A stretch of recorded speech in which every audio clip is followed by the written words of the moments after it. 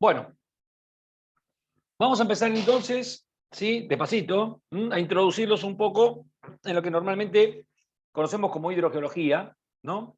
Que después vamos a ver claramente que estudia, obviamente, el agua contenida en las rocas, pero vamos a ver un poco, ¿sí?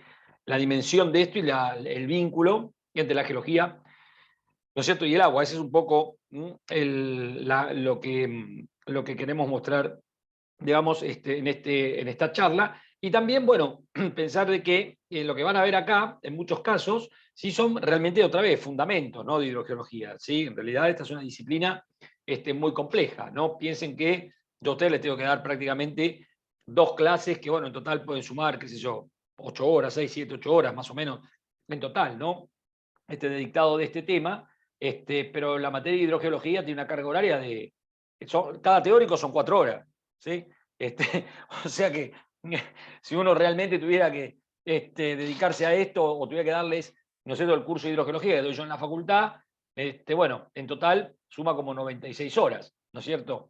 Acá vamos a tratar de dar un pantallazo general en prácticamente, ¿sí?, la 10ª parte de ese tiempo total, ¿no? Y tampoco tenemos la posibilidad de hacer, de hacer prácticos, ¿no? Que realmente no tenemos la posibilidad porque el tiempo en general es muy breve, ¿sí?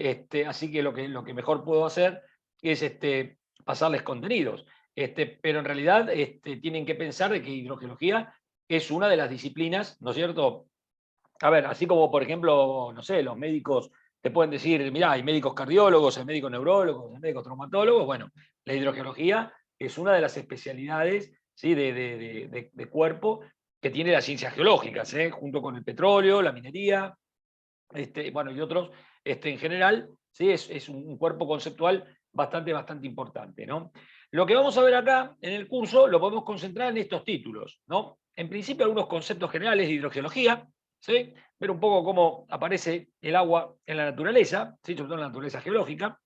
Ver algo sobre diferentes tipos de acuíferos, después vamos a ver esa tipología a qué se refiere, básicamente al tipo hidráulico. Vamos a ver cierta relación, ¿no?, de la litología y la geomorfología con el agua subterránea. Vamos a ver un poco de parámetros hidrogeológicos, en realidad parámetros petrofísicos, pero que tienen que ver, ¿no es cierto?, con el movimiento del agua subterránea. Vamos a ver un poco el tema de la pisometría, el concepto y el análisis, ¿no es cierto? Veremos un poco de cartografía hidrogeológica para que se acostumbren, digamos, sobre todo a interpretarla o a entenderla. Les voy a explicar un poco algunos fundamentos de prospección en hidrogeología, o sea, cómo se busca el agua. También vamos a ver un poquito de diseño y construcción de captaciones de agua subterránea, ¿sí? Algo de hidráulica de acuíferos y algo de hidroquímica de acuíferos, ¿no? Básicamente. Probablemente esto último recién lo veremos el día de mañana, ¿no? Hoy probablemente sí nos quedemos más o menos en la mitad de este teórico. Bueno, bien.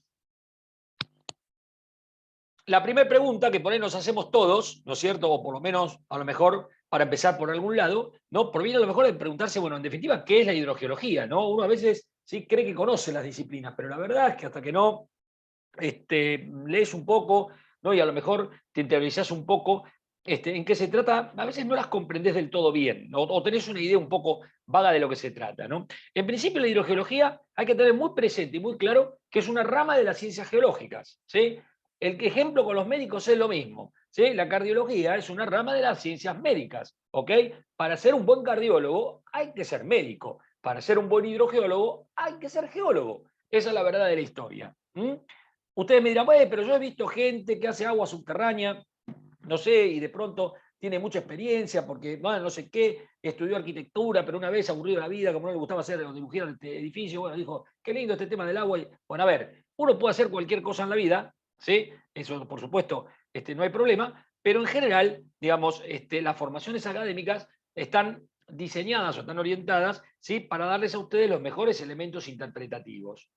Si uno intenta abordar temas de agua subterránea con una mala formación geológica, ¿sí?, es como lo mismo que intentar ser traumatólogo con una mala formación clínica. O exactamente lo mismo. Y la pregunta que yo les hago, ¿sí?, es, ¿ustedes realmente se harían atender por un cardiólogo que le digan, miren, yo estoy de ingeniería mecánica, pero la verdad que me aburría mucho? Entonces un día hice un máster en cardiología y acá estoy. A ver, diga 33. ¿Alguien agarraría viaje con esto? Bueno, probablemente no.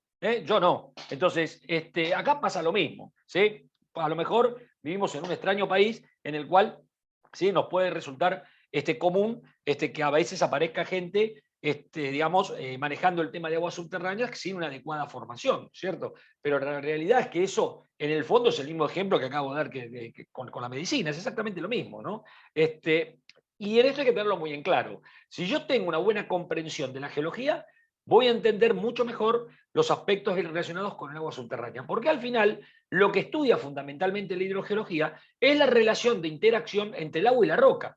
¿Mm? Y todo aquello que está relacionado con sus condicionamientos geológicos.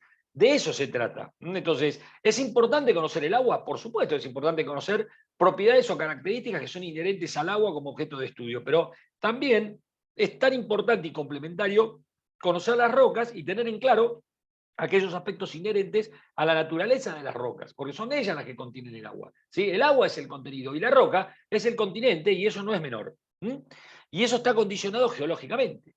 En general, ¿sí? Lo que aborda la hidrogeología es todo aquello que tiene que ver con su origen, con la génesis del agua subterránea, con su difusión y circulación a través de los medios naturales, geológicos naturales, ¿no es cierto? Las formas de yacimiento y ocurrencia, ¿sí?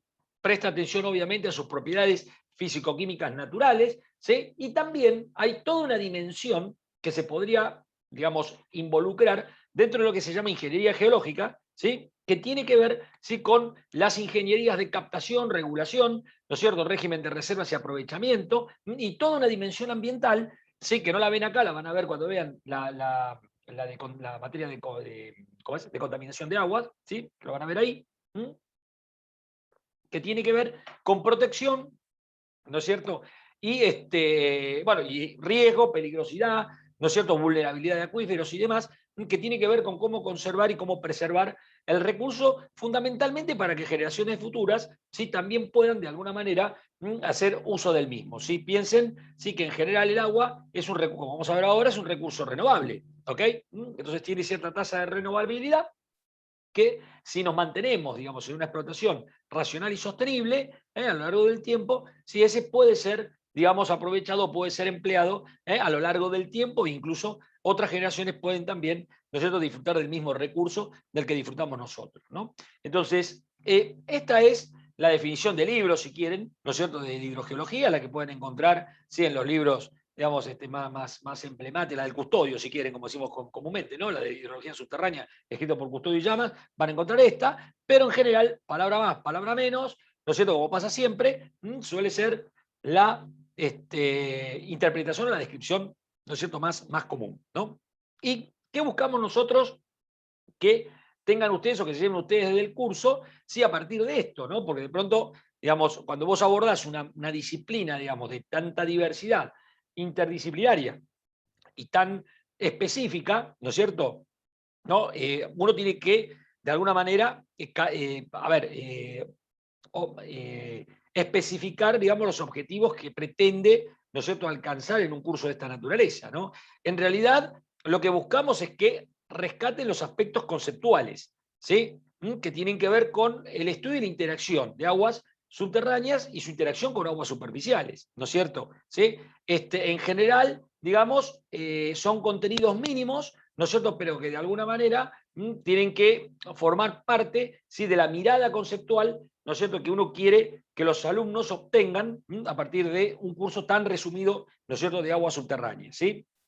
Volvemos con el ejemplo de la medicina, que lo tenemos más cercano, es como si el traumatólogo tuviera que darte ¿sí? Un curso de traumatología de 4, 8 o 10 horas, ¿no? Obviamente, es fácil entender que no va a ser, digamos, no va a abarcar, digamos, todos los aspectos de la traumatología moderna, pero bueno, los fundamentos por lo menos te los puedes llegar a dar. Pues esto es lo que vamos a tratar de hacer en este curso.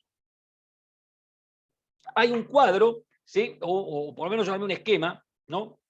Secuencial, ¿no es cierto?, que te permite analizar sinópticamente, ¿no? Cómo se trabaja en agua subterránea y cuál es la interacción que tiene con otras disciplinas, ¿no es cierto? Porque el tema cuando uno trabaja con el agua, digamos,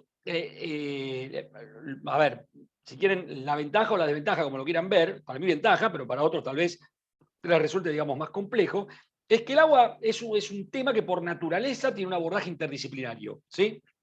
Uno llega al agua desde aspectos muy diferentes, ¿no es cierto? O sea, yo llego por ahí, ¿sí? Desde la geología, el agua subterránea, y de un aspecto más físico, ¿no? Un hidrólogo tal vez también, y llegue a lo mejor desde el agua superficial. Un meteorólogo tal vez llega, ¿no? Desde la dinámica atmosférica. Pero también alguien que hace gestión, por ejemplo, ¿no? Qué sé yo, gestión del recurso, llega desde la gestión. ¿No? Y también está trabajando en este ambiente. Hay gente que aborda el tema agua desde las ciencias sociales o desde las humanidades, ¿no? Porque, bueno, porque también juega un papel, ¿no es cierto?, importante en las sociedades humanas, ¿no? Entonces el agua realmente, como van a ver ahora, es por naturaleza un tema muy interdisciplinario. Entonces, cuando uno se mete con ella, ¿sí? Tiene que tener, digamos, una mentalidad flexible, ¿no? O sea, no te sirven las posturas o las miradas rígidas, ¿sí? Lo que te sirve justamente, ¿no? Es tratar de incorporar a veces puntos de vista, ¿no es cierto?, de otros profesionales o de otros colegas que tienen una formación muy distinta, que tienen una mirada, que a veces,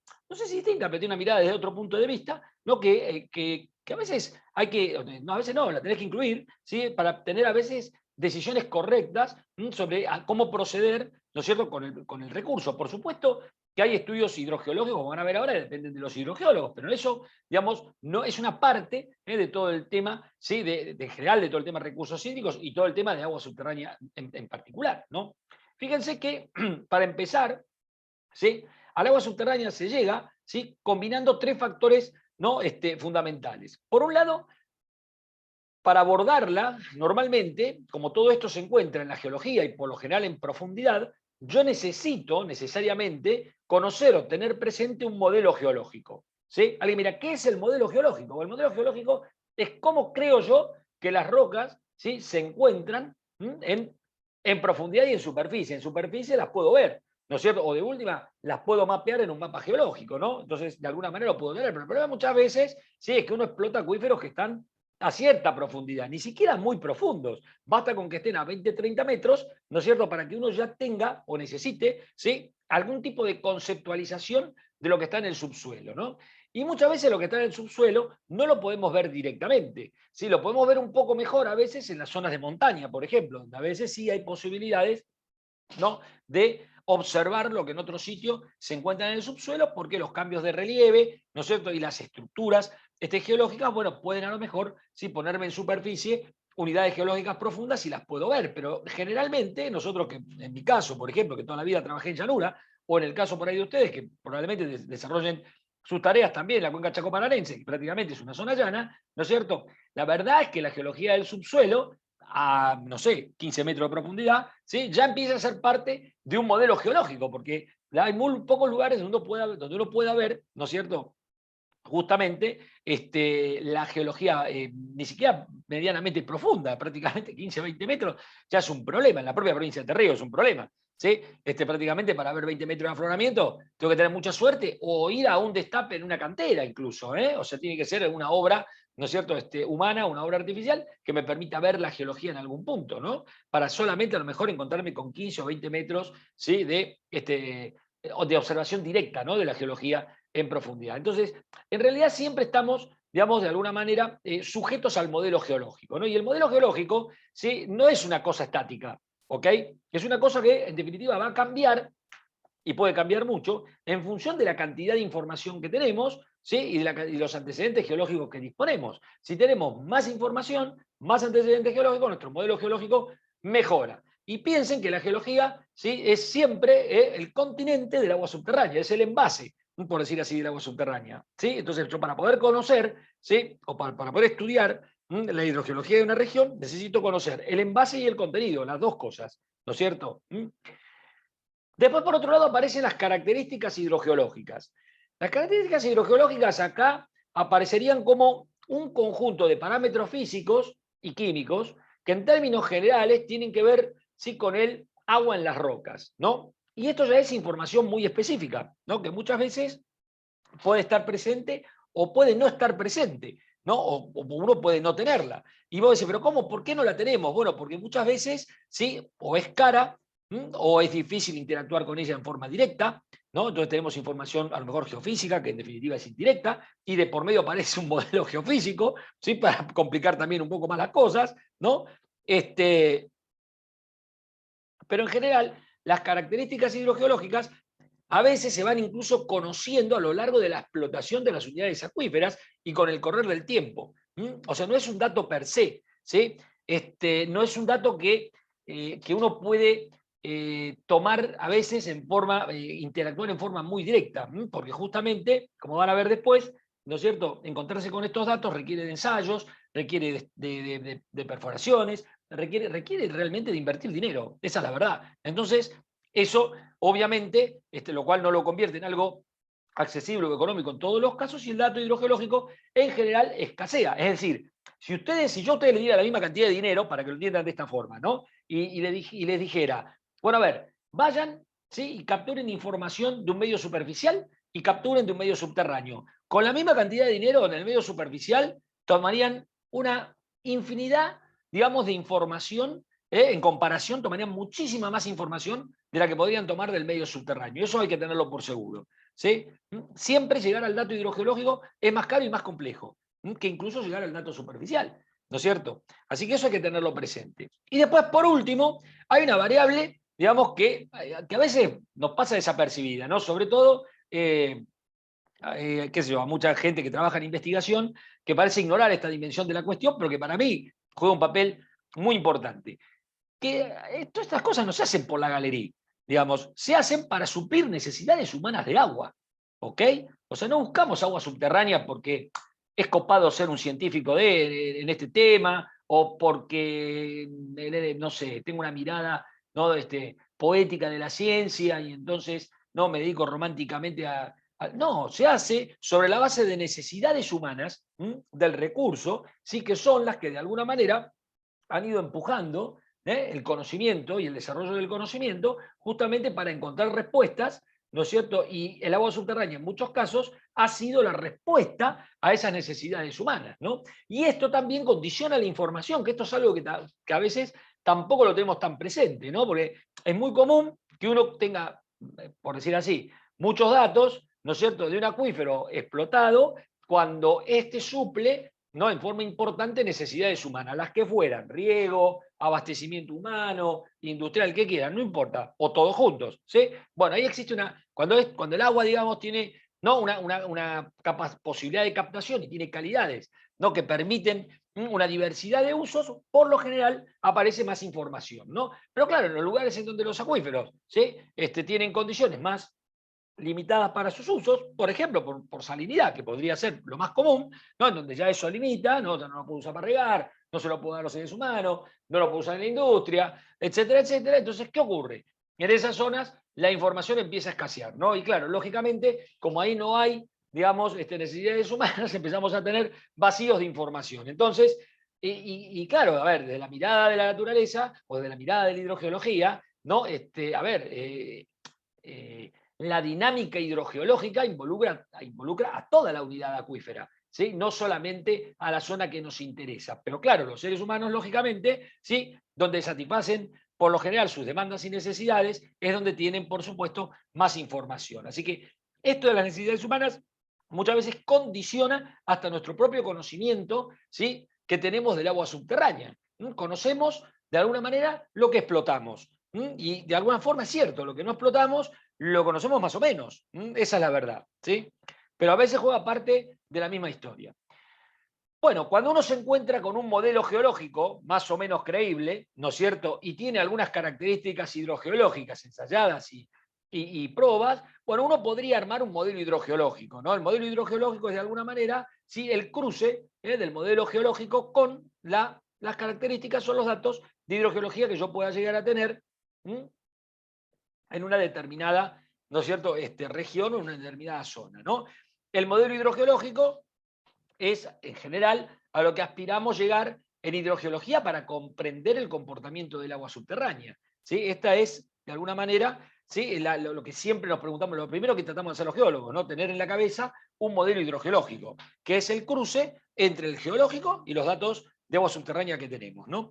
Pero claro, ¿qué pasa? Digamos, también es cierto que para poder comprender tu modelo hidrogeológico, tener un modelo hidrogeológico, existen ciertas metodologías de estudio, ¿no? O sea, uno puede tener un modelo conceptual en la cabeza, pero el modelo conceptual que está en tu cabeza no es un hecho, ¿sí? Es una interpretación o un supuesto o una hipótesis, ¿no es cierto?, sobre algo que hay que verificar o que hay que tratar de ver si realmente, ¿sí?, tiene algún correlato en el terreno, ¿no? Esto algunas veces históricamente, ¿no? Hay gente que cree que porque tiene el modelo hidrogeológico tiene la respuesta. No, el modelo hidrogeológico no es la respuesta. El modelo hidrogeológico es el patrón de búsqueda, ¿sí? Lo que vos tenés que hacer ahora es intentar, si querés, falsar, ¿sí?, ese modelo hidrogeológico, ¿no?, que tenés en tu cabeza, o falsarlo o no, digamos, ¿no? Pero en definitiva es lo que vas a tratar, ¿sí? ¿Y eso cómo lo lográs? Con métodos de estudio, ¿sí? Estos métodos, ¿sí? O sea, el agua subterránea tiene métodos muy específicos de estudio. Por ejemplo,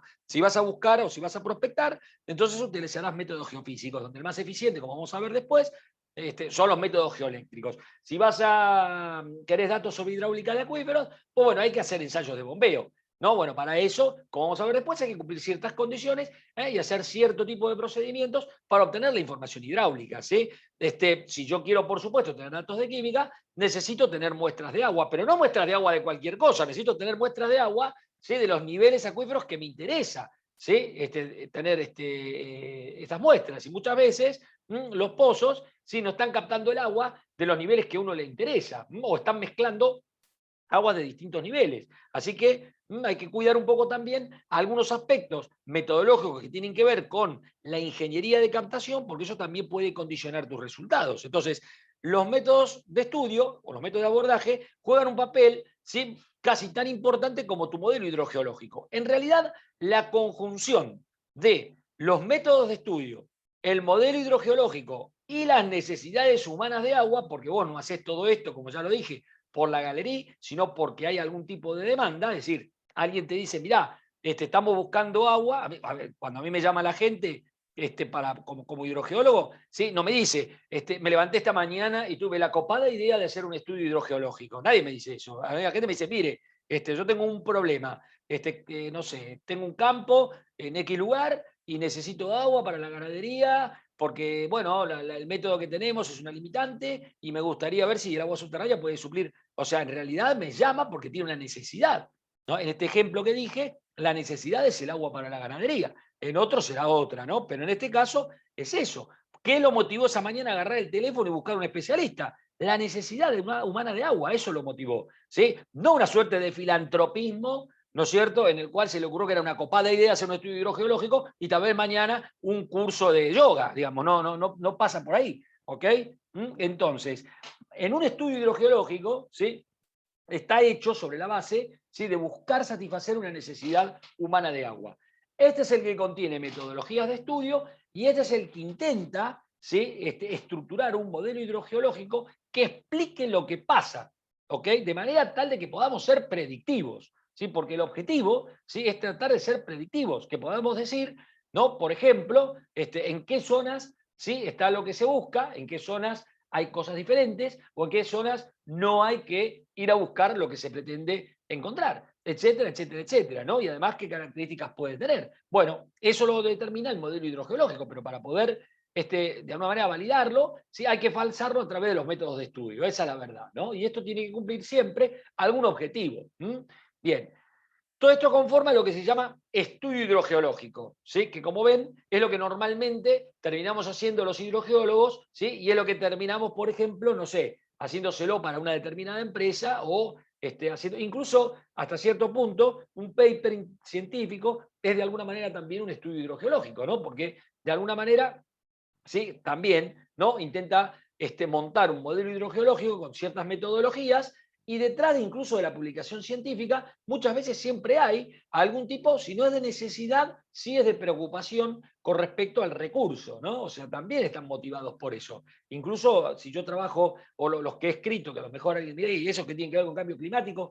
¿Cuál era? No, bueno, a ver, hay una preocupación humana por la variabilidad climática y el efecto que puede tener, ¿no? Lo que da lugar a que a lo mejor volquemos, ¿sí?, la tecnología, digamos, de abordaje del agua subterránea para hacer un estudio en esa dirección. O sea que también con los papers te pasa básicamente lo mismo. Son pequeños estudios hidrogeológicos, ¿no? Son a veces más pequeños, no, porque por lo general bueno, atienden temas más específicos o más concretos, pero en definitiva también lo son, ¿no? Y al final, si ustedes trabajan profesionalmente, ¿no es cierto? Bueno, pues lo que se van a encontrar, sí, es que cuando alguien le diga, che, hay datos de agua subterránea de la zona, y te van a tirar un estudio hidrogeológico. ¿Sí? Eso sí, si es que lo hay, ¿no? Por supuesto que si lo hay, lo que te van a dar es un estudio hidrogeológico. O sea, alguien, sí, que de alguna manera estudió la región y algo dijo al respecto, bajo ciertas condiciones, pero algo dijo al respecto, ¿no? Bien.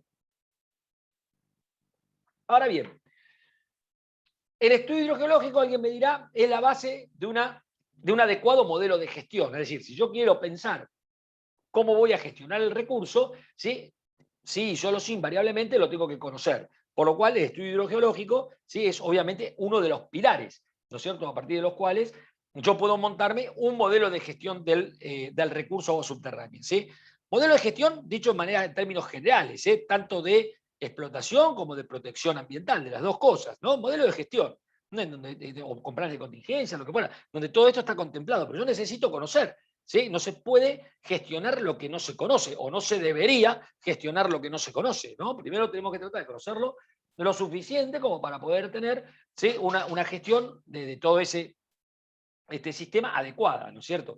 Y claro, por supuesto, en el modelo de gestión hay dos cosas que paralelamente pueden tener cierto tipo de influencia, ¿no? Por un lado, la tecnología, ¿no es cierto? La tecnología avanza, va cambiando, ¿sí? Cosas que a lo mejor antes no se podían controlar porque eran caras, hoy se pueden medir y se pueden controlar a bajo costo, cosas que antes a lo mejor no se podían hacer porque no estaba la tecnología disponible. Bueno, pues hoy a lo mejor sí existe forma, ¿no?, de realizarlas tecnológicamente, porque bueno, ha mejorado, qué sé yo, por lo que fuera, ¿no es cierto? Entonces, todo esto, ¿sí?, ayuda al modelo de gestión. A ver, por ejemplo, les pongo un caso. Si uno quisiera, la eficiencia energética del aprovechamiento del agua subterránea comienza por el estudio de pérdidas de carga en los pozos. Si yo tengo pérdida de carga en los pozos, mal puedo hablar luego, ¿sí?, de estar armando un modelo de eficiencia energética, ¿sí?, no sé, con las bombas y con la red de conducción, cuando tengo una pérdida de carga del 40% en un pozo. Es ridículo, ¿no?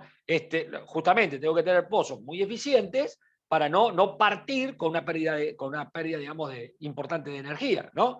Bien, un pozo eficiente tiene más de un 90% de eficiencia, por lo general, ¿no? O por lo menos así se considera. Pero la realidad es que si ustedes hacen un análisis tecnológico, ¿sí?, a lo largo del siglo XX, yo les puedo asegurar de que era muy difícil, por ejemplo, en la década del 60 o del 70, lograr que una captación, ¿sí?, tuviera una eficiencia superior al 70%. ¿Sí? Y de hecho se aceptaba que un 70% ya era un buen funcionamiento. ¿Y cuál era la limitante en esa época? La limitante en esa época era la tecnología de los materiales que se empleaban, ¿no?, en ese momento. Lo que era común encontrar, la tecnología de filtro, la tecnología existente, bueno, hacía de que vos pudieras lograr dispositivos con cierto margen de eficiencia. Para saltar a una eficiencia más alta, sí tuvimos que esperar que se desarrollaran, ya lo vamos a ver después, pero que se desarrollaran otros materiales de tipo de ingenieriles que permitieron alcanzar eficiencias superiores, ¿no? Y eso influye en mi modelo de gestión, por supuesto, porque significa que cuanto mejor la eficiencia del pozo, quiere decir que la energía que estoy gastando en él, ¿sí?, la estoy aprovechando para poner todo el agua en superficie, ¿no es cierto? Si tengo pérdidas de carga o tengo, digamos, una eficiencia baja, pues hay una cantidad de dinero, ¿sí?, en producir energía eléctrica que lo tiré en Dios sabe qué, ¿no? Entonces, obviamente que tiene influencia en mi modelo de gestión. Entonces, la tecnología puede a veces, ¿sí?, afectar de maneras, por decir así, muy finas, desde muchos puntos de vista, ¿no? Pero eso tiene sin duda importancia. Y lo segundo, el mercado, ¿sí? El mercado también, o sea, no es lo mismo un mercado del agua, digamos, de las características ya el de nuestro país, digamos que tiene cierta conceptualización del recurso, independientemente, no estoy discutiendo la filosofía detrás de esto, que puede ser cualquiera, que estar trabajando en California, por ejemplo, que tiene otra conceptualización, ¿no es cierto?, del recurso, ¿no? Es muy distinto. Entonces, eso también influye en nuestro modelo, ¿no es cierto?, de gestión. ¿Sí?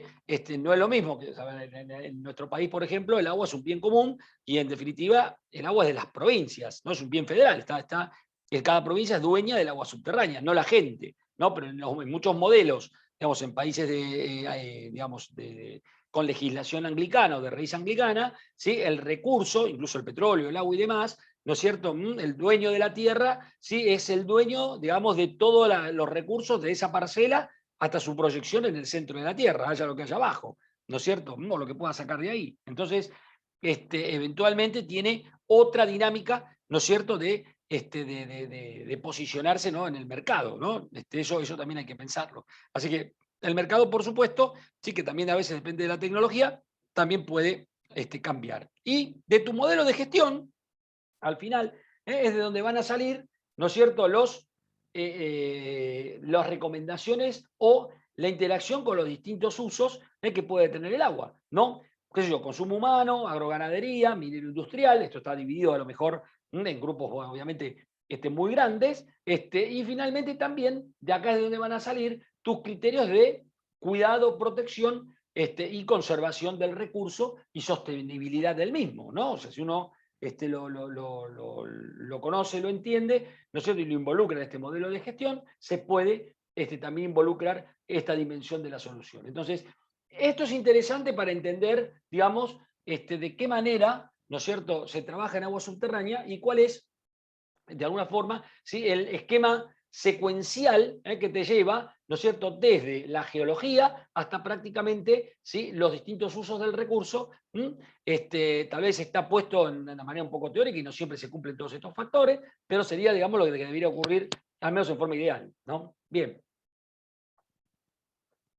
Dicho esto sobre la disciplina y cómo se trabaja y cómo se piensa, ¿sí?, en agua subterránea, vamos a ver un poco ahora algunos aspectos que tienen que ver con el agua, ¿no? Esto ahora también puede sonar un poco al Discovery, así que, bueno, lo vamos a contar un poco rápido. Pero en general, el origen del agua en la Tierra tiene dos hipótesis, ¿sí?, científicas de análisis. Una, por un lado, que se sostuvo mucho tiempo, es la teoría endógena, ¿no?, que básicamente lo que plantea es que el agua al final es un producto de diferenciación magmática, simplemente, ¿sí?, es un elemento relativamente volátil, bueno, para una Tierra que mantiene, digamos, temperaturas cerca de los 1200 grados en profundidad. El agua, por supuesto, resulta un producto relativamente volátil, que se diferencia en la superficie porque las temperaturas son menores, por supuesto, y bueno, permite que de alguna manera se encuentre allí, ¿no? Nuestro planeta particularmente, ¿sí?, tiene la particularidad de que el agua se encuentra en los tres estados, ¿no? Porque se encuentra en estado gaseoso, se encuentra en estado líquido y se encuentra en estado sólido, ¿sí? Que eso no se parece no ser bastante frecuente, pero en general lo tenemos así. Entonces, en general se entendía de que, bueno, esto, digamos, viene de esa manera, y la prueba un poco de esto, se decía, era, bueno, que los dispositivos volcánicos, por lo general, lo que más arrojan a la atmósfera, ¿no?, más allá de, por supuesto, ¿no?, material particulado, pero digamos, que obviamente, pero el gas, digamos, que más importantemente arrojan es vapor de agua, ¿sí? Arrojan otros, pero el vapor de agua es el principal, ¿no es cierto? Entonces, de ahí venía la idea que, bueno, que el agua en definitiva es de producto magmático y un producto de diferenciación magmática. Bien, hasta ahí muy bien, pero claro, también muchos decían, bueno, esto hay que tomarlo entre comillas porque también es cierto que el dispositivo volcánico, en la medida en la que llega a la superficie, atraviesa niveles superficiales donde hay acuíferos y también a lo mejor está incorporando el agua, ¿no?, de los acuíferos que tiene en su periferia, ¿no?, en su zona de contacto, en su zona de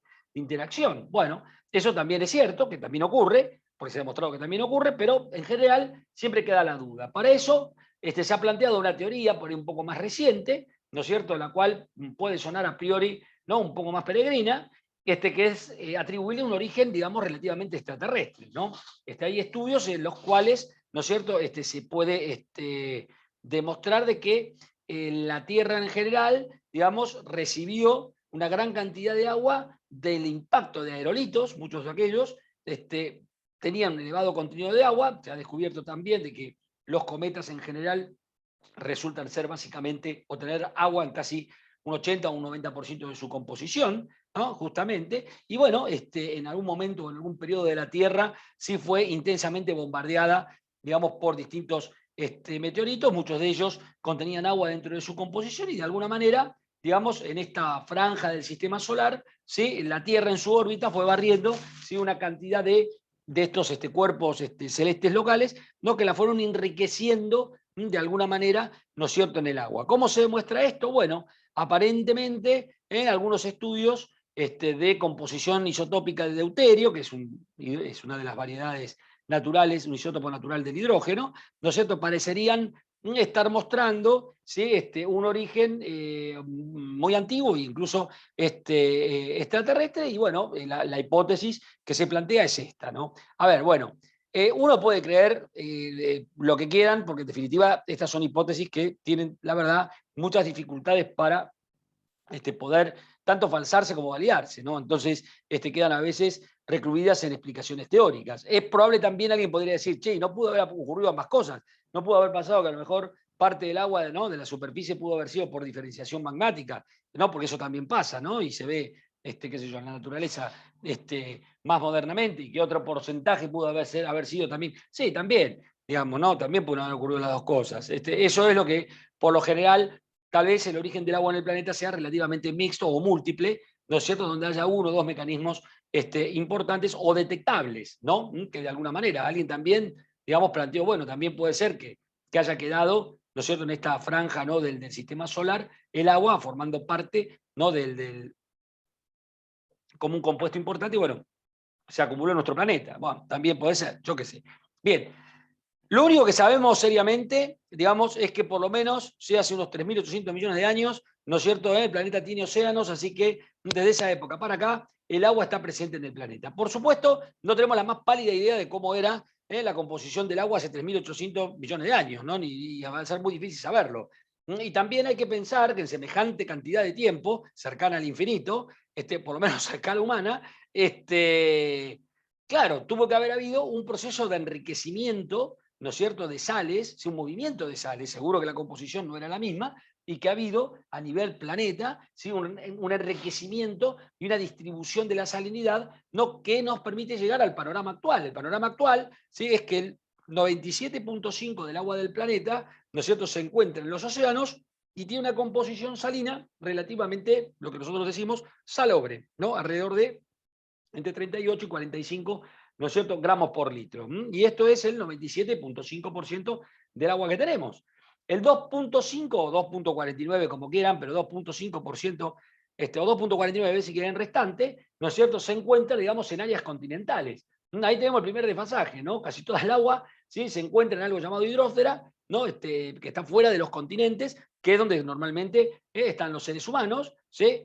Por lo cual el agua al que pueden acceder los seres humanos en este planeta, ¿no?, digamos, en realidad, normalmente está en las zonas continentales, y es este 2.49%, ¿no? De este 2.49%, un 68.7% se encuentra en forma de hielo, y esto involucra, ¿sí?, tanto los casquetes polares, ¿sí?, básicamente, como zonas de alta montaña, en donde puede haber glaciares activos aún, que contienen una cantidad de agua. Bueno, fíjense, sí, que el grueso de agua se encuentra allí. La ventaja que alguien me puede decir que el agua esa, sí, es de baja salinidad, ¿no? Porque por lo general, en el agua de los glaciares, la verdad, la salinidad suele ser relativamente muy, muy baja, ¿no? Lo cual multiplica o facilita, sí, una cantidad de usos que, bueno, otra fuente de agua no posee. El 30.1% es agua subterránea, ¿sí? Y el 0.08% es agua contenida en sedimentos, pero en suelos congelados, ¿sí? O sea, permafrost húmedo, ¿sí? Que también se encuentra, digamos, en zonas de montaña a gran altitud, o en zonas relativamente frías. No, pero el 30% de esto, ¿sí?, resulta ser agua subterránea.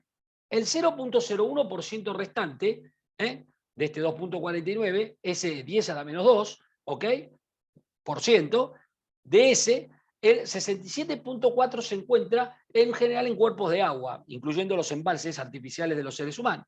Un 12 y pico, 12.8, se encuentra formando parte de la humedad del suelo, que normalmente, ¿sí?, los que la aprovechan por lo general suelen ser las plantas, ¿no?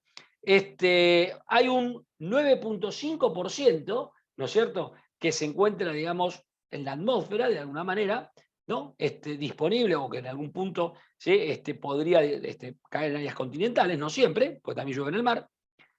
Y ahora sí, hay un 10% solamente de este agua que aparece en los cursos superficiales. O sea, el agua superficial es el 10% del 0.01, o sea, ¿sí?, el 0,01% del total.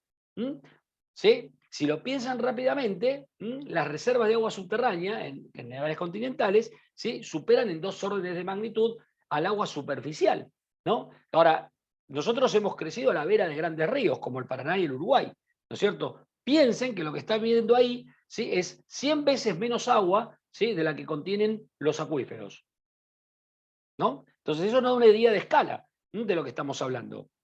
Y por supuesto hay alrededor de un 0,08% de agua que es retenida en general, sí, por las plantas, ¿no es cierto? Más que nada, en general por toda la biota, ¿no? Inclusive los animales, pero por lo general, sí, las plantas son las más numerosas y las que retienen ese volumen de agua, ¿no? Así que es muy curioso, ¿sí?, porque esto realmente te dimensiona en la potencialidad que tiene el agua subterránea como recurso, ¿sí? O sea que a lo mejor uno normalmente, bueno, puede fijar la atención en los medios superficiales, ¿no es cierto? Y pensar en las dificultades que eventualmente pueden tener de captación, de aprovechamiento o a veces incluso de preservación o conservación ambiental, pero también es verdad que muchas veces disponemos, ¿sí?, de una cantidad de agua subterránea, del recurso agua en forma subterránea, que puede ser muy superior a la que tenemos en un ambiente superficial. Otra cosa importante a tener presente con el agua, ¿no es cierto?, son el tiempo de permanencia, ¿no es cierto?, que eventualmente puede tener el agua en cada uno de estos ambientes. Esto tiene que ver, todos conocemos el ciclo, digamos, el ciclo del agua, ¿no es cierto? No sé si habrá alguna filmina, lo veremos rápido, pero bueno, en general el agua describe un ciclo hidrológico, pero claro, no está la misma cantidad de tiempo, ¿sí?, en cada lugar, no es un ciclo, digamos, a ver, es un balance de masas, sí, pero no es un balance temporal, ¿sí? Entonces, cuando lo analizamos, digamos, en forma temporal, si quieren, a lo largo del tiempo, nos vamos a encontrar con que el agua, digamos, tiene tiempos de permanencia relativamente muy distintos, ¿no? En este grafiquito, por ejemplo, ¿sí?, te menciona que las reservas de agua, por ejemplo, atmosféricas, pueden estar entre 10 días y una semana. Eso es lo que suele estar el agua en la atmósfera hasta finalmente llover en algún sitio, precipitar en alguna parte, ¿no? En los océanos se habla de una capacidad de almacenamiento de unos 4.000 años, ¿no? O sea, el agua cuando llega al océano básicamente está unos 4.000 años en promedio antes de que le ocurra algo, ¿sí? Normalmente lo que le ocurre es que se evapora, pero en general ese es el tiempo que se calcula.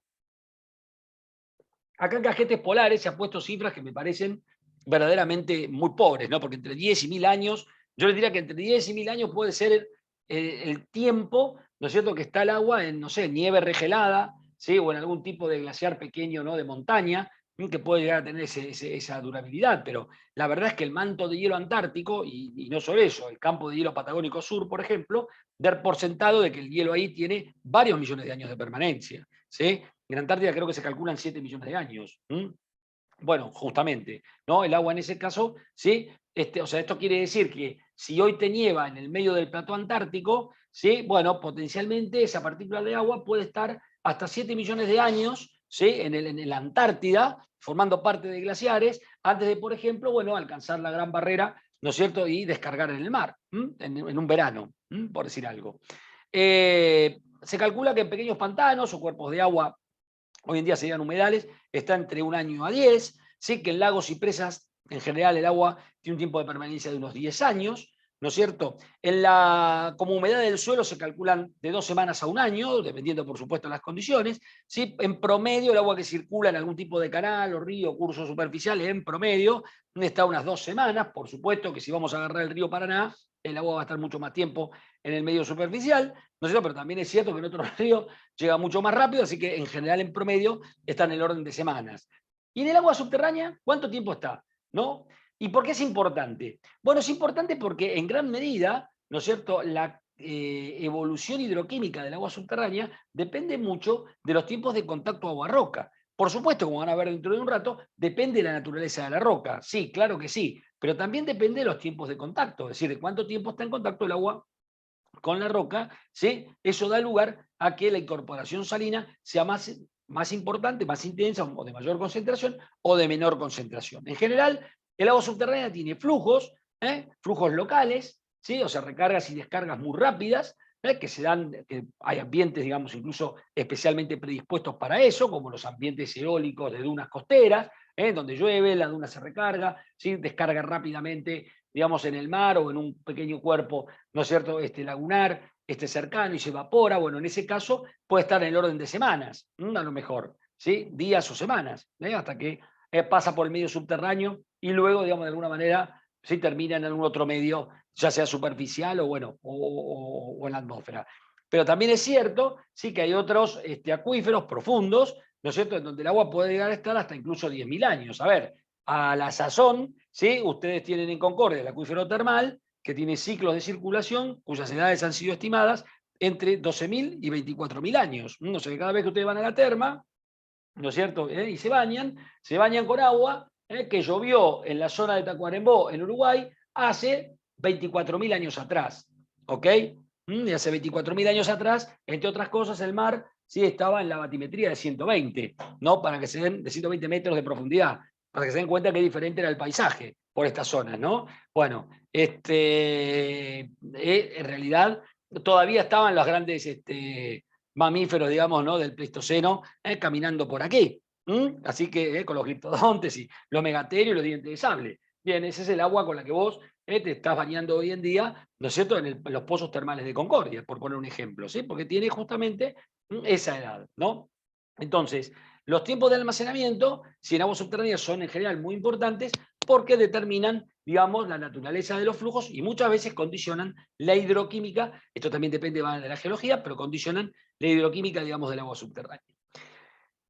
Otra mirada sobre el recurso hídrico, ¿no es cierto? Y, estas son a lo mejor miradas que normalmente las hace la UNESCO, ¿no? Las grandes, ¿no?, estas instituciones internacionales, ¿no es cierto?, que son los que en general, ¿no?, estudian estas cosas a una escala planetaria, ¿no? Y por eso aparecen números muchas veces, ¿sí?, en donde la unidad, ¿no?, más chica parece ser un continente, ¿no? Bueno, pero lógicamente, ¿sí?, porque básicamente viene de ahí, ¿no? Esto es una suerte de balance hídrico mundial, que fue terminado allá, que esto también hay que, bueno, tomar a veces estos datos, porque muchas veces estos datos que provienen de estas instituciones son muy interesantes, porque, bueno, lógicamente dan una visión global de un recurso, pero también es cierto que pasan muchos años hasta que se junta la información necesaria, ¿no? A veces pasan 20, 30 años, y uno cuando está viendo algo, sí está viendo un balance de hace 30 años atrás, aunque la fecha sea de ayer, pero en realidad ¿sí? Te lo publicaron ayer, pero la verdad es que los datos los están pidiendo hace 30 años, ¿no? Que a veces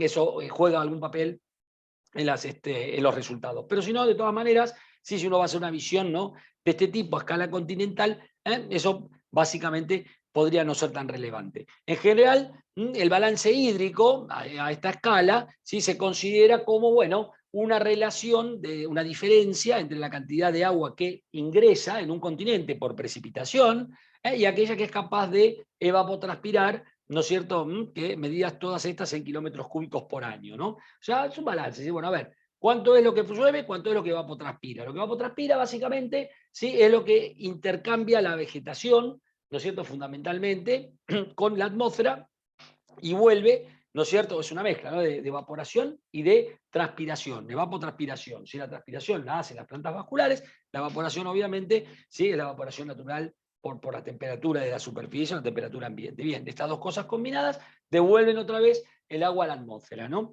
Y se entiende, ¿no es cierto?, que lo que nos queda, ¿sí?, de esta resta, ¿no?, entre lo que llueve y lo que vuelve a la atmósfera por evapotranspiración, lo que nos queda es lo que en definitiva potencialmente forma parte de la escorrentía superficial o, digamos, está disponible para infiltrarse, ¿no?, y alcanzar a saturar el medio subterráneo, ¿no es cierto? Esa sería un poco la idea. Entonces el excedente hídrico, ¿no es cierto?, es justamente lo que alimenta de alguna manera tanto las aguas superficiales como las aguas subterráneas. Bueno, la buena noticia es que los excedentes hídricos de los continentes, por suerte, todos dan positivo, ¿no? Porque podrían dar negativo en algún punto, en algún lado tal vez lo den, pero en balance, viéndolo de esta manera, dan positivo. O sea, los continentes en general tienen excedente hídrico. Pero claro, los excedentes hídricos, ¿no es cierto?, tienen valores, ¿no?, muy dispares, ¿no?, que a lo mejor se pueden ver bien en el grafiquito que está abajo, ¿no es cierto?, en donde lo que van a notar, ¿no?, es que, por ejemplo,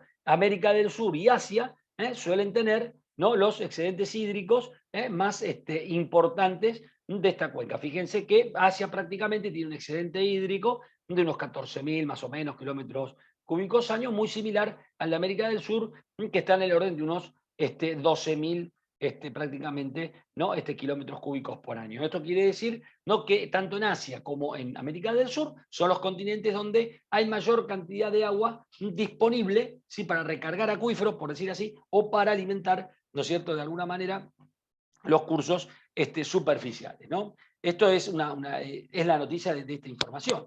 Pero también es cierto, ¿no es cierto?, que cuando que podemos analizar un balance a nivel, ¿no?, Sudamérica, ¿no? ¿Y qué es lo que pasa en Sudamérica? Bueno, lo que pasa es que Sudamérica en general, ¿no es cierto?, tiene una superficie, digamos, ¿no?, disponible muy inferior a la de Asia. Asia es un continente, ¿no es cierto?, mucho mayor. Entonces, si ese excedente hídrico asiático, ¿no?, lo divido por la superficie del continente, y hago lo mismo en América del Sur, agarro el excedente hídrico y lo divido por la superficie, ¿no es cierto?, de América del Sur, lo que voy a encontrar, ¿no es cierto?, es que América Latina, ¿sí?, está favorecido porque recibe por, si quieren, kilómetro cuadrado de superficie, una cantidad de excedente hídrico que es la más alta de todo el planeta. O sea, el continente que más agua recibe por unidad de superficie, ¿sí?, es América del Sur. Somos los que más agua recibimos, ¿sí?, por cada kilómetro cuadrado de nuestro territorio, independientemente de la distribución. Eso es algo que, bueno, puede tener otro análisis aparte. Estamos hablando simplemente de valores cuantificables, ¿no? En el continente sudamericano, sí, los valores, sí, son los que ven ahí, la tortita de arriba, de ahí sale el excedente hídrico de 12.200 kilómetros cúbicos por año, el 21% del agua que pasa por el continente, ¿no es cierto?, termina formando parte, ¿no es cierto?, o alimentando acuíferos o alimentando sistemas superficiales, y somos los que más recibimos, ¿no es cierto?, por kilómetro cuadrado esta dotación de agua, ¿no? Y además representamos casi el 30% de los recursos hídricos de todo el mundo, ¿no? O sea, tenemos un tercio del agua y es el lugar donde más agua recibimos por kilómetro cuadrado. Son muy buenas noticias, ¿sí? ¿Por qué significa? Significa que América Latina no es, o Sudamérica, perdón, no América Latina, Sudamérica, ¿sí?, no es un continente en donde el agua sea una limitante. Si nosotros, ¿sí?, no tenemos, o por lo menos, bueno, digamos, estaríamos más lejos, ¿sí?, de que el agua se convierta en una limitante, porque somos el continente, digamos, mejor parado cuantitativamente con respecto a estos números, ¿no? La accesibilidad ya es otra cuestión, porque eso ya tiene que ver, digamos, con las posibilidades de que los seres humanos accedan a aprovechar este recurso, ¿sí? Eso a veces puede tener que ver con la distribución de los climas en Sudamérica, que por supuesto puede ser así, y a veces también por desequilibrios sociales, ¿no es cierto? Que eso también puede complejizar el acceso que pueden llegar a tener las personas, ¿no es cierto?, al recurso. Se estima que hay alrededor de unos 9.000 kilómetros cúbicos al año, ¿sí?, que son accesibles para consumo humano, ¿no es cierto? Y tenemos unos 3.500 almacenados en represas, ¿no? Lo que significa que hay unos 12.500 kilómetros cúbicos por año, es un montón, ¿sí?, prácticamente, de agua que es de acceso relativamente fácil, ¿no es cierto?, para los seres humanos. O sea, en general no es tan mala la tasa de accesibilidad, al menos si uno lo ve en relación con la población, ¿no? En general, actualmente se emplean unos 6.500 kilómetros cúbicos por año, ¿no?, para las sociedades en usos diferentes, ¿no? Esto va desde abastecimiento humano, riego, bueno, prácticamente para todo uso, ¿no? Ese es el consumo, ¿no?, de la región. Así que esto establece los números que tienen que ver con América del Sur. Por eso cuando realmente uno escucha por ahí que te dicen, bueno, este es el continente del agua, bueno, no es mentira. Realmente visto de esta manera, ¿sí?, América del Sur, analizado así, este es el continente del agua, de verdad. Digamos, tomado, ¿no?, los datos de la forma que lo estamos explicando acá, en una escala, por supuesto, mundial. Bien. Esto abre la puerta, ¿no es cierto?, a definir qué cosa es un recurso hídrico, ¿no es cierto? Bueno, un recurso hídrico, ¿no?, como cualquier recurso natural, es un bien tangible que proporciona la naturaleza, ¿no?, sin intervención antrópica alguna, ¿no? Eso es, en definitiva, ¿no?, un recurso natural, algo que la naturaleza me proporciona sin que el ser humano haya intervenido en su manufactura, ¿no es cierto? En este caso, el recurso hídrico se lo considera renovable, ¿no? Esto lo diferencia de otros recursos, como los mineros o los petroleros, que por supuesto son no renovables. Es decir, yo cuando consumo petróleo, ¿no es cierto?, o exploto algún elemento minero, en algún punto esto se agota, ¿sí? En el caso del petróleo se agota físicamente, o sea, deja de haber petróleo, en pocas palabras. En el caso de la minería, bueno, alcanzo un valor de concentración que se llama ley minera, que hace, digamos, lo convierte a esa explotación en algo no rentable, ¿no? Es básicamente eso. Pero el agua no, el agua es un recurso renovable.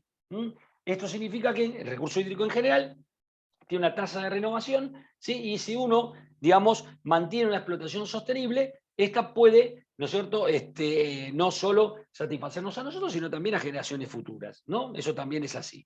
El recurso hídrico subterráneo, bueno, a ver, es una parte del recurso hídrico general, ¿no? Así que cumple, digamos, con las mismas cuestiones, ¿sí? El recurso subterráneo también es renovable, aunque las tasas de circulación sean, no sé, muy longevas, nosotros los ciclos de tiempo de contacto con la roca sean muy largos, eso es otra cuestión, pero en definitiva es renovable. En algún momento el agua descarga en algún sitio, ¿sí? Sea por la razón que fuere, y en definitiva va a encontrar oportunidad de alcanzar otro medio y volver otra vez, ¿sí?, a formar parte del ciclo del agua. Esto, como hemos visto, puede tomar días, semanas o miles de años, pero no por eso deja de ocurrir, ¿sí? Esa es la única salvedad que tiene el medio subterráneo, pero sigue siendo renovable, ¿no? Es una aclaración que es válida, porque aunque les parezca loco, y en algún momento en nuestro país, ¿sí?, hubo una suerte de movida, voy a poner la palabra entre comillas, de parte del CEGEMAR, ¿no es cierto?, la Secretaría de Minería de la Nación, ¿no?, intentando sostener que el agua termal, ¿no es cierto?, en general, ¿no?, que el agua termal de la Argentina era un recurso no renovable. Entonces los acuíferos termales debían ser tratados, digamos, bajo la ley minera, no por decir así, ¿no? Y al final, ¿no?, eran competencia, digamos, del CEGEMAR, por ejemplo, ¿no?, y no del Instituto Nacional del Agua, ¿no?, donde estoy yo, ¿no?, que justamente se encarga de esto. Bueno, esta idea, ¿no?, un poco, viene de una confusión, si quieren, intencional o no, no lo sé, pero viene de una confusión, ¿no es cierto?, de entender lo siguiente. A ver, cuando vos tenés agua termal, ¿sí?, lo que es no renovable es el calor, ¿sí? El recurso energético, el calor que porta el agua, ese, claro, ese no es renovable, porque en definitiva, cuando sacás el agua a superficie, el agua entrega calor, digamos, yo qué sé, si vas al balneario, ¿no es cierto?, pues se lo entregará a los turistas y se lo entregará a la atmósfera, pero en definitiva intercambia calor, ¿no es cierto?, y de alguna manera se enfría.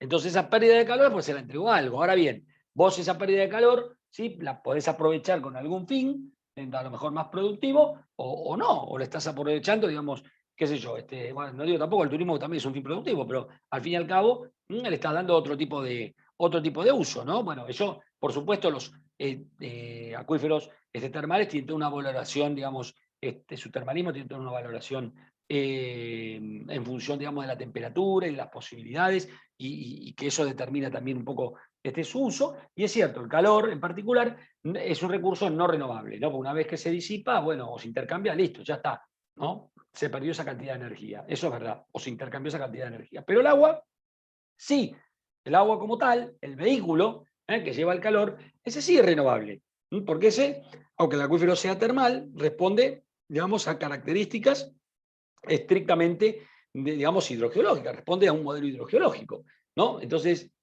de alguna manera, sí, el agua termal es un recurso renovable, pero el calor no lo es. Así que habría que buscar algún tipo, ¿no es cierto?, de gestión, digamos, a lo mejor combinada, ¿sí?, intentando vincular, ¿no?, estos dos conceptos, ¿sí?, que son muy diferentes en cuanto al posicionamiento de la gestión de esto, ¿no? Yo estoy hablando de una escala, digamos, a una escala país, ¿no? A eso me refiero.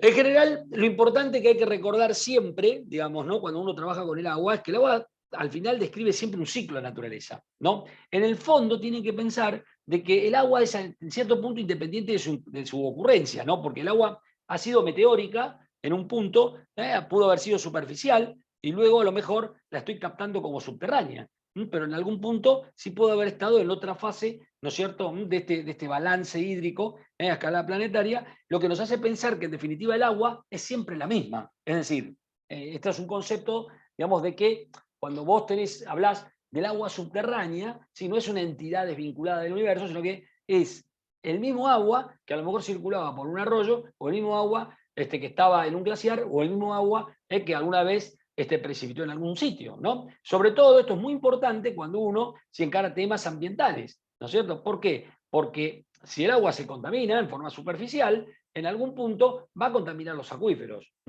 O al revés, si contamino acuíferos, en algún punto voy a contaminar otro medio natural, a lo mejor la zona de descarga, que puede ser un lago.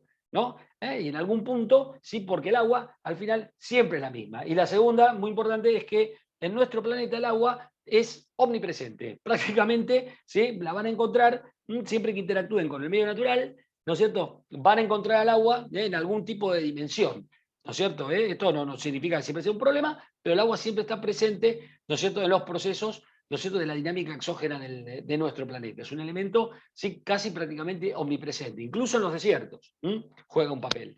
Bien. ¿Cómo evolucionan los conceptos? ¿Cómo evolucionan las miradas de recursos hídricos? ¿No? Bueno, no vamos a entrar en detalle en hacer historia de la ciencia, pero sí tenemos 4 o 5 candidatos que a nivel internacional sí marcaron, ¿no es cierto?, puntos de vista conceptuales, ¿no es cierto?, digamos, por decir así, emblemáticos, ¿no? Y también algunos que en nuestro país, ¿no es cierto?, fueron, si quieren, padrinos, ¿sí?, de las principales o de las primeras ideas con respecto, sí, en general a los recursos hídricos, superficiales y subterráneos, a los dos, ¿no?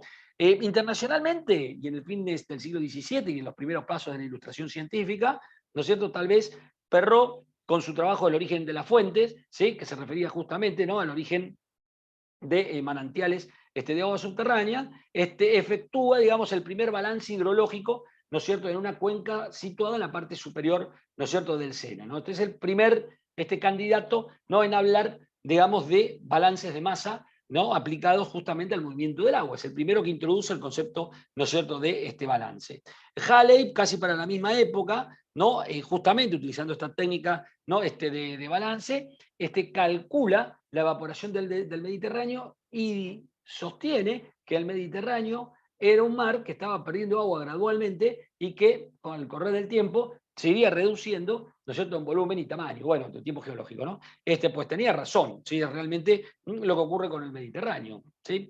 Y finalmente, tal vez, Henry Darcy, ¿no es cierto?, con su trabajo en, digamos, en las fuentes de abastecimiento público, ¿no?, de Dijon, los cuales en general, sí, había, digamos, una suerte de procesos de tratamiento de aguas servidas, ¿no?, para que no, bueno, porque las poblaciones en las ciudades francesas se habían aumentado a consecuencia de la revolución industrial y obviamente la presión, ¿no es cierto?, orgánica, digamos, de los efluentes, sobre todo cloacales, humanos, ¿no es cierto?, sobre las aguas era muy alto, no era el mismo de antes. Entonces, en general, buscando algunas soluciones al respecto de reducir, ¿no es cierto?, o de controlar de alguna manera estos efluentes, justamente Darcy empieza a trabajar con medios porosos permeables, los que eran baratos en su tiempo, arena, grava y poco más, y en definitiva establece la ley de Darcy, que al fin y al cabo es la ley que rige el movimiento del agua en los medios porosos permeables, ¿no? O sea, la que explica por qué se mueve el agua en un medio poroso permeable es la ley de Darcy, y esa se la debemos a él. ¿Y qué pasa en nuestras tierras? Bueno, a ver, los primeros comentarios sobre algunos aspectos vinculados con agua subterránea se deben a Félix de Azara, ¿no?, en su libro, en Viajes por América Meridional, donde hace algún tipo de comentario o algunas observaciones, ¿sí?, sobre el comportamiento del agua subterránea en el escenario rioplatense. No detalla claramente en dónde, ¿sí?, ni tampoco hace una descripción geológica muy precisa, lamentablemente. Recuerden que Azara era, a ver, un naturalista autoinstruido, para ponerle, ¿no?, esto no le resto mérito, pero digamos, en una época en donde las disciplinas aún todavía no estaban, ¿no es cierto?, de fines del siglo XVIII, ¿no?, y principio del XIX, las disciplinas todavía no estaban tan claramente, la geología no existía, digamos, como tal, como ciencia, es un poquito posterior, casi de mediados del siglo XIX, y bueno, y básicamente, las observaciones de Azara podían ser más limitadas desde el punto de vista geológico, pero bueno, daría la sensación que por lo que dice, parecen ser observaciones en la zona de Montevideo, por lo que plantea, pero no está muy claro. Pero él hace las primeras observaciones del comportamiento de los niveles freáticos. A Sordeo le debemos, ¿sí?, introducir en Argentina tecnología. La primera persona, ¿sí?, que realiza una perforación de agua subterránea sobre la base de un modelo hidrogeológico conceptual, ¿sí?, en Argentina fue Sordeo. ¿Sí? Sordeo seguía el modelo, ¿no es cierto?, clásico de aguas artesianas, es un modelo, uno de los primeros modelos hidrogeológicos, digamos, de origen francés, ¿no es cierto?, que sostenía que las aguas que se recargaban en las zonas más elevadas, ¿no es cierto?, zonas montañosas o lo que fuera, de alguna manera se movía subterráneamente y podían ser captadas, ¿no es cierto?, en profundidad con presión y calidades, ¿no es cierto?, comparables a las zonas de recarga. En Argentina en esa época había, ¿sí?, se planteaba este modelo artesano, se suponía de que las aguas subterráneas venían desde las cordilleras, era lo que se suponía, como modelo, digamos, conceptual hidrogeológico, ¿no? Entonces, este Sordió lo que pretendía era, y lo que hizo, incorporar, ¿no es cierto?, tecnología de perforación para hacer un pozo más profundo, ¿sí?, y de alguna manera intentar captar esos ciclos de recarga profunda de aguas artesianas que podrían provenir, ¿no es cierto?, de la recarga en las zonas, digamos, serranas o cordilleranas, ¿no?, de la Argentina, ¿no? Entonces realiza la primera perforación, pero no la primera perforación por la galería, a ver qué encuentro, sino la primera perforación sobre la base de un modelo hidrogeológico. Por eso tiene valor lo de Sordió, ¿sí? Porque más allá de la fragilidad que pudiera tener el modelo, ¿no es cierto?, por supuesto, pero para la época en el modelo, digamos, de conceptual existente, él lo hace sobre la base de un conocimiento científico, sobre la base de un estudio, digamos, que planteaba, ¿sí?, una conceptualización del comportamiento del agua subterránea. No es un señor que se compró una perforadora y dijo, voy a probar acá que me gusta, porque hubo intentos previos, antes de Sordió, ¿sí?, de hacer perforaciones, no muy exitosas, ¿sí? La primera, que es la de Vivens, que es del año 34, ¿sí?, un pastor metodista de origen británico, creo que era, ¿no es cierto?, que intenta hacer en Buenos Aires un par de perforaciones con poco éxito, pero tampoco era sobre la base, digamos, de una conceptualización considerada científica. Sordió sí, Sordió sí, ¿sí? O sea, toma un modelo conceptual científico, ¿sí?, y realiza con éxito la primera perforación, que la hace en el partido de Avellaneda, la hace, ¿sí?, prácticamente en la cuenca del Matanza-Riachuelo. Y la primera interpretación ambiental del comportamiento, ¿no?, hidrológico y climatológico y de influencia de eso, ¿sí?, en los excedentes hídricos de la región pampeana, por supuesto, se lo debemos a Florentino Ameguino, y eso probablemente lo conozcan todos, en su libro Sequías e inundaciones de la provincia de Buenos Aires, donde conceptualiza la dinámica hídrica de la zona más productiva del país, de alguna manera. Así que estos son, de alguna manera, los primeros pasos, ¿no?, que conforman el pensamiento hidrológico y, sobre todo, ¿sí?, aquellos aspectos que tienen que ver con agua subterránea. Bien, dicho todo esto, ¿no es cierto?, empezamos a entender ahora el concepto de interdisciplinaridad, ¿no? De alguna forma, ¿sí?, la hidrogeología, ¿sí?, es como les muestro en este diagrama, ¿no es cierto?, una especialidad vinculada con la geología, ¿no es cierto?, pero también es cierto, ¿no?, que tiene dos, si quieren, dos primas hermanas muy cercanas, ¿no? Porque el agua siempre es la misma. Por un lado, la hidrología, que normalmente es aquella parte, ¿no?, de la ciencia que se concentra, digamos, en el estudio del agua en superficie, por decirlo rápidamente, pero por otro lado, una menos conocida, ¿no es cierto?, que es la geocriología, que es el estudio de los procesos que toman lugar en suelos congelados, ¿sí?, o en la criósfera, también en la glaciología, ¿ok? Esa por ahí es menos desarrollada, menos conocida, o a lo mejor introducida en el pensamiento científico argentino en los últimos 10, 15 años, o 20 años si quieren, anteriormente raramente, ¿sí?, alguien hablaba algo sobre el respecto, pero bueno, digamos, es prácticamente la otra prima hermana, ¿no es cierto?, de esta disciplina. Y la hidrogeología en sí, en realidad, involucra una gran cantidad de disciplinas que la conforman, ¿sí?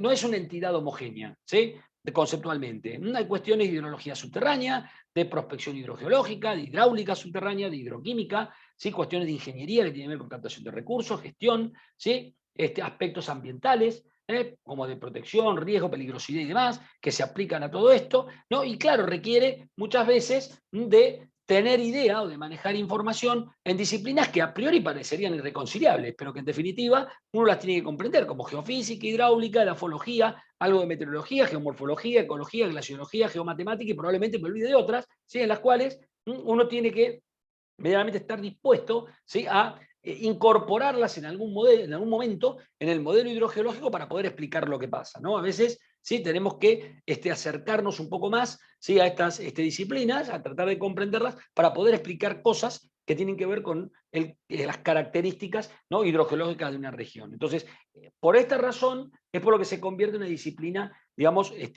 multidisciplinaria, muy desarrollada, y que de alguna manera requiere de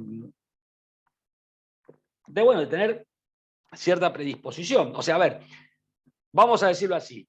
Si hay gente que psicológicamente, ¿sí?, se siente mejor trabajando en temas más acotados porque, bueno, le gusta, qué sé yo, de pronto se siente más tranquila, se siente más segura, ¿no? Bueno, yo trabajo con esto, lo conozco muy bien, ¿no? Y lo hago muy bien también, ¿no es cierto? Y entonces, bueno, está bien, eso no es una crítica, simplemente es una característica.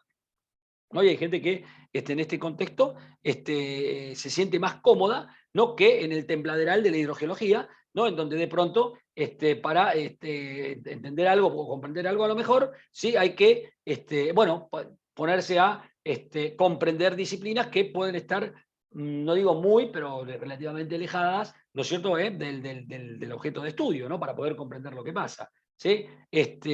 Para eso se necesita otra predisposición psicológica, ¿no? Diferente.